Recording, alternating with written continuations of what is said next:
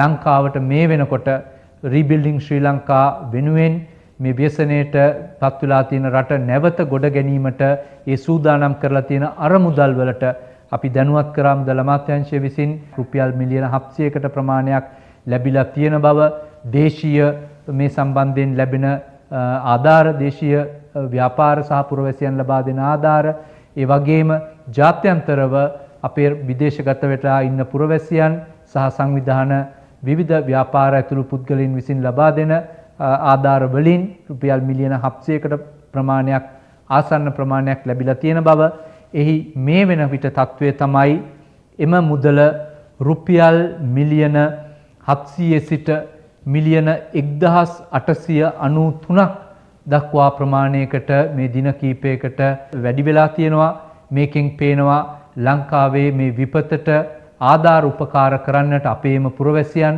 ව්‍යාපාරිකයන්, සහෘදයන්, විදේශගතව සිටින ශ්‍රී ලාංකිකයන් සියලු දෙනාම ඉතාම කඩිනමින් මැදිහත් වෙන බව මේකෙන් පේනවා.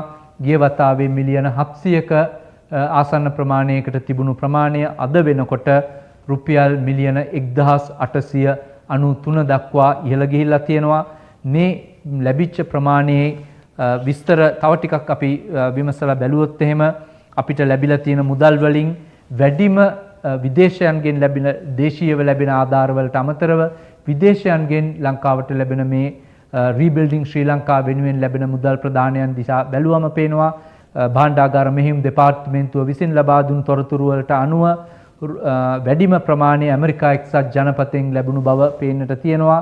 දෙවන ප්‍රමාණය ඕස්ට්‍රේලියාවෙන් මේ වෙනකොට ලැබුණු මුදල් ප්‍රමාණයක් බව සටහන් වෙලා තියෙනවා. තුන්වෙනිවට එංගලන්තයෙන් ලැබිච්ච මුදල් ප්‍රමාණයන් ප්‍රදානයන් මේ සම්බන්ධයෙන් ඊළඟට ඉතාලියෙන් ලැබිලා තියෙන ආධාර මූල්‍ය ආධාරයන් සහ ප්‍රදානයන් මේ අඩංගු වෙනවා. ඊළඟට ප්‍රංශයෙන් මේ සඳහා ලැබුණු ප්‍රදානයන් වෙනවා. ජර්මනියෙන් ලැබුණු මුදල් ප්‍රදානයන් විශාල වශයෙන් ලැබෙන බව අපේ ප්‍රජාවගෙන් මේ සඳහා ආධාර උපකාර ලැබෙන බව. ඊළඟට කොරියාවෙන් ලැබුණු මුදල් ප්‍රමාණයත් සඳහන් වෙනවා මේ ලයිස්තුවේ තියෙනවා.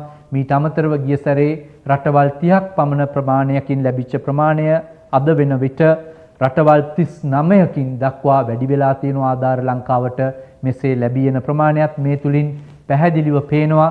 මෙවැනි අවස්ථාවකදී විපතටපත් වෙලා සිටින ජනතාව, ව්‍යාපාරිකයන් රට ගොඩනැංවීමට රජය ගෙන යන උත්සාහයට වැඩපිළිවෙලට ඉතාමත් හොඳ ප්‍රතිචාරයක් තියෙන බව අපිට පේන්නට තියෙනවා.